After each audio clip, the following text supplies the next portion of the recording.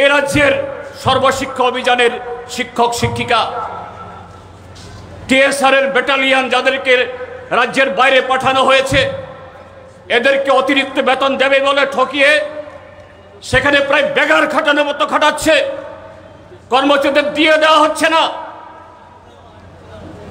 কে ঠকেনি?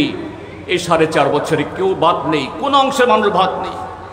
সেই জায়গায় গত 17 তারিখ থেকে তাদের নেতা নরেন্দ্র মোদীর জন্মদিনে নাকি ত্রিপুরাজ্যে নতুন প্রতারণার একটা রেল শুরু করেছে।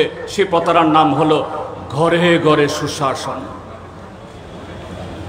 আর জনগণের টেকের টাকা খরচ করে এই প্রতি ঘরে সুশাসনের নামে সারা ত্রিপুরাজ্য ফ্ল্যাক্স, পত্রিকাগুলোতে বিজ্ঞাপন, চ্যানেলগুলোতে বিজ্ঞাপন, কোটি কোটি টাকা খরচ করা হচ্ছে। বেকার যুবকদের ছবি দেখে তার পেট ভরবে? গ্রামীণ বা শহরের শ্রমিকরা মন্ত্রীদের সে ছবি দেখে এদের পেট ভরবে? এই রাজ্যের কৃষকরা, ক্ষেত মজুররা, জুমিয়ারা গত 4.5 বছর ধরে যারা প্রায় অভুক্ত, এই ছবিগুলো দেখে তাদের কাজ হবে? এই সুশাসন আজকে কিভাবে ঘরে ঘরে পৌঁছচ্ছে? শহরতলির মধ্যেও ডাকাতি, লুট, ব্লকগুলো, অফিসগুলো তো লুট হচ্ছে। প্রতিদিন পালা করে নারী নির্যাতন। যারা প্রতিবাদ করার চেষ্টা করছেন শুধু বামপন্থীরা না, যারা বিজেপিকে ভোট দিয়েছিলেন তাদের কথা শুনে আজকে তারাও সুরক্ষিত না, তারাও নিরাপদ না। এদের বাড়ি ভাঙা হচ্ছে, গাড়ি ভাঙা হচ্ছে, দোকান লুট করা হচ্ছে, এদের উপর আঘাত করা হচ্ছে। একজন দুষ্কৃতী, একজন সমাজ বিরোধী সেখানে গ্রেপ্তার হয় না, বিচার হয় না। গত 4.5 বছর ধরে চলছে। কাজেই আজকে আমরা এই কর্মসূচি নিতে বাধ্য হয়েছি। এদের প্রতারণার দলিল এখানে শেষ না। গত 12 এবং 13 এই অক্টোবর তারিখে ভারতবর্ষের সর্বোচ্চ সাংবিধানিক পদাধিকারী মাননীয় রাষ্ট্রপতি দ্রৌপদী মুর্মুকে তারা ত্রিপুরাজ্যে ডেকে এনেছেন এবং এই জোট সরকারের যে অপদার্থতা, তাদের কলঙ্কিত চেহারাকে ঢাকার জন্য মাননীয় রাষ্ট্রপতির আসন, তার পদকেও তারা অপমানিত করেছেন। তাকে দিয়ে অসমাপ্ত, অর্ধসমাপ্ত প্রকল্প উদ্বোধন করিয়েছেন। এই রিমোট ইয়েতে উদ্বোধনের নামে শিলান্যাস করিয়েছেন এমন কতগুলো প্রকল্পের, যে প্রকল্পগুলো বামফ্রন্ট সরকার আগে থেকে শুরু করেছে বা শেষ করেছে, তার জন্য একটা নয়া পয়সা খরচ না করে। এবং আমরা শুনছিলাম এরপরে আগামী 27 তারিখে এই আস্তাবল মাঠকেও এরকমভাবে আরেকটা নাটক মঞ্চস্থ করার জন্য চেষ্টা করা হয়েছিল। প্রধানমন্ত্রীকে নিয়ে এসে আইওআই ঘর প্রথম কিস্তি পাওয়ার পর এখনো দ্বিতীয় কিস্তি পাওয়া হয়নি, এদেরকে দিয়ে জোর করে সই করিয়ে গৃহপ্রবেশের নামে এখানে ডিএমদের দিয়ে জোর করে সরকারি টাকায় বেনিফিশিয়ারিদের নিয়ে এসে এখানে বিজেপির প্রচার চালাবেন। শুনতে পেলাম, আজকে পত্রিকাতে দেখলাম মাননীয় প্রধানমন্ত্রী নাকি এই প্রোগ্রাম বাতিল করেছেন। তারা হয়তো প্রধানমন্ত্রী দপ্তর হতে টের পেয়েছেন, আস্থা বলে আজকে আমরা ময়দান এই জনসভা করছি। তার 6 দিন বাদে এই জনসভা জমবে না। নরেন্দ্র মোদী 27 তারিখে নাকি আসতে ভয় পাচ্ছেন। এই হলো বিজেপি। আজকে এই যে আমাদের সভাপতি বলছিলেন, গত 1 সপ্তাহ ধরে হুমকে 21 তারিখ সমাবেশ করা যাবে না। রেলের বগি কমিয়ে দিল, বাস বন্ধ করে দিল, গাড়ি বন্ধ করে দিল, কোথাও কোথাও পথ এখন আটকে আছে। কিসের ভয়? কেন এত ভয়? কেন এত বড় অসভ্যতা, এত বর্বরতা? আমাদের ত্রিপুরাজ্যে অতীতে কোনোদিন একটা রাজনৈতিক দল তার একটা জনসভা করবে, একটা কর্মসূচি করবে,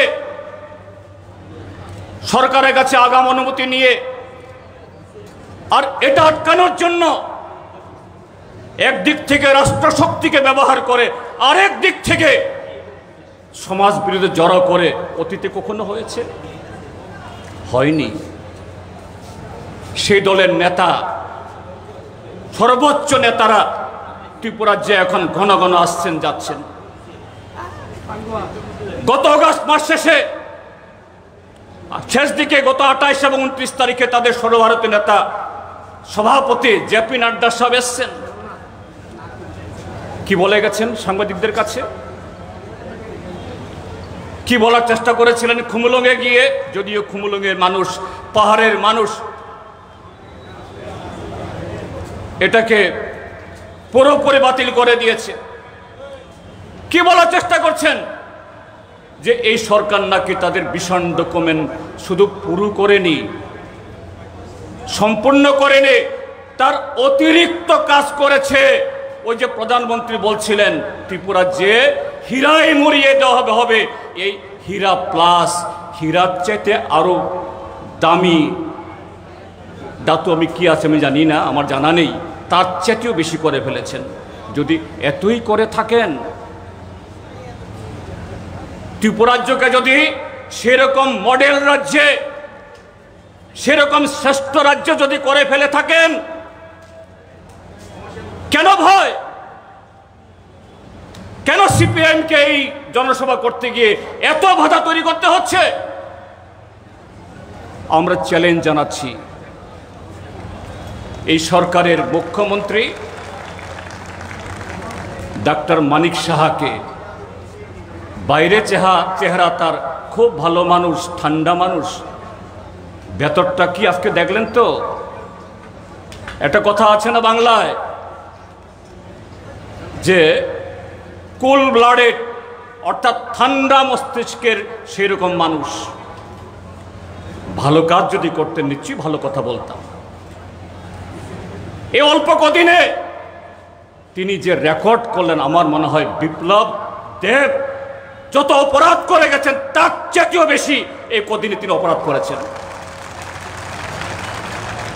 এই মানিক বাবুকে আমি এই খোলা ময়দান থেকে চ্যালেঞ্জ জানাচ্ছি, যদি রাজনৈতিক নৈতিকতা হিম্মত থাকে, এক সপ্তাহের মধ্যে তোমাদের সেই ভীষণ ডকুমেন্ট তোমরা কি রূপায়িত করেছ, একটা শ্বেতপত্র প্রকাশ করো, একটা হোয়াইট পেপার প্রকাশ করো,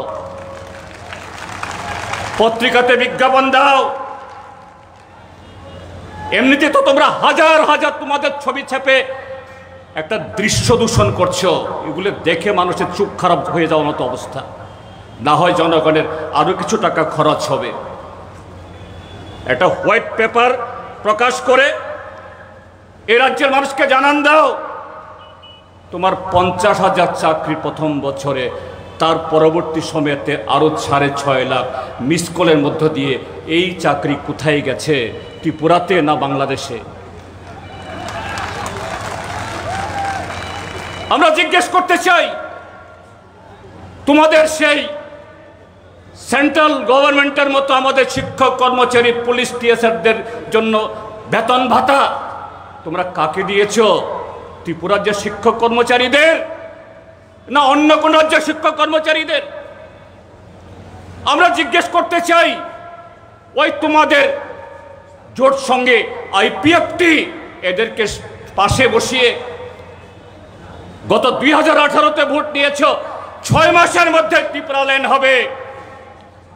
ত্রিপুরাল্যান্ড মানে হলো ভীষণ ডকুমেন্টের দ্বিগুণ, আর পাহাড়ে ত্রিপুরাল্যান্ডের আরো দ্বিগুণ। পাহাড়ের মানুষ 4 গুণ সুযোগ সুবিধা ভোগ করবে, সেই 4 গুণের কত গুণ হয়েছে? হোয়াইট পেপার প্রকাশ করো। যদি হিম্মত থেকে থাকে, সেই হিম্মত বিজেপির নেই, সেই চেষ্টা করার ক্ষমতা তাদের নেই। কাজে আজকে এক হলো পুলিশ প্রশাসনকে নিষ্ক্রিয় করে যারা মুখ খোলার চেষ্টা করছেন, প্রতিবাদ করছেন, তাদেরকে ঠেকাও। সিপিআইএম সামনের সারিতে দাঁড়িয়ে এই রাজ্যের গরিব সাধারণ মানুষ, বেকার যুবক, শিক্ষক, কর্মচারী, সমস্ত অংশে মানুষের কথা বলছে, এদেরকে আটকাও। আজকে সিপিআইএম না, ত্রিপুরাজ্যের সমস্ত অংশের মানুষ যারা প্রতিবাদ করছে, সত্য কথা বলার চেষ্টা করছে, আজকে